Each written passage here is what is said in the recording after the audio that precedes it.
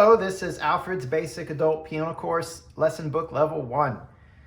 This is Lesson 17, covering page 22 in our book, Introducing B for the Right Hand.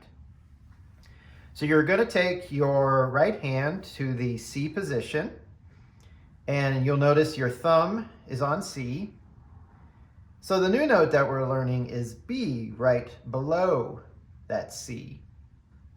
And your thumb is going to play this B. And if you look at the top of page 22, notice the fingering in the keyboard diagram that the thumb has double duty. Sometimes it'll play middle C, and sometimes it'll play the B. Now, you'll also see in your book the treble clef staff and where that B is located. So middle C, which again is this note on the piano, is located on one ledger line, that's that tiny little line below the treble clef staff. B, however, you'll notice is located right under that line. And that's this B again on the piano. So that's where that B is located on the treble staff, right below the tiny little ledger line. Okay, so below that diagram we see play slowly, say the note names as you play. And your first measure has basically what's called a broken C chord. C, E, and G. Those three notes together make a C chord. But when you play them individually, that's called a broken C chord. Now our next measure has our thumb moving to the B. Don't move the rest of your hand because you want to keep that fourth finger on your next note, which is F, and then 5 on G. Move your thumb back to middle C for the third measure. And again, the last measure, move only your thumb down to B.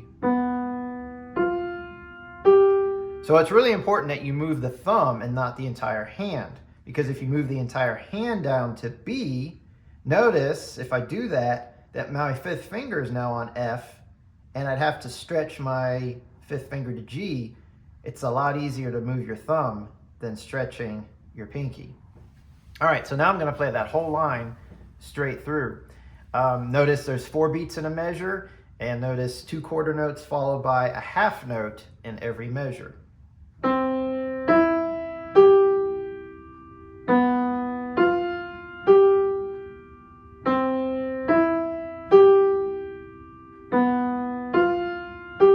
And of course it repeats as well, but I won't do that right now.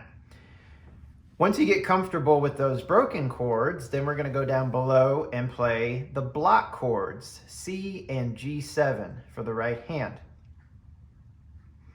So again, when you play C, E, and G at the same time, that's called a C block chord.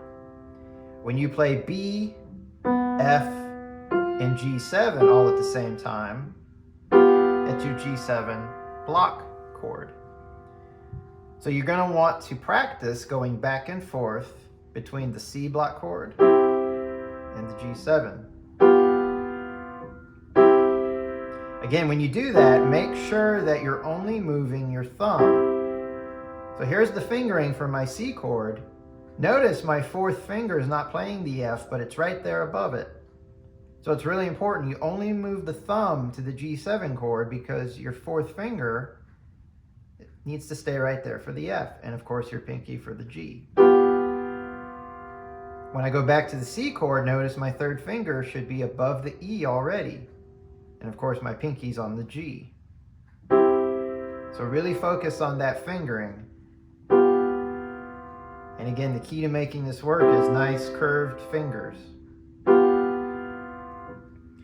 When you play the chords, you want to make sure that all 3 notes are even and clear. If this ends up happening, then in this case, I'm putting too much weight on my thumb. That's why you hear the B first. So you want to divert more weight to the 4th and 5th finger, like so, to balance it out. So practice going back and forth between your C and G7 chord, and that will prepare you for the next piece in lesson 18.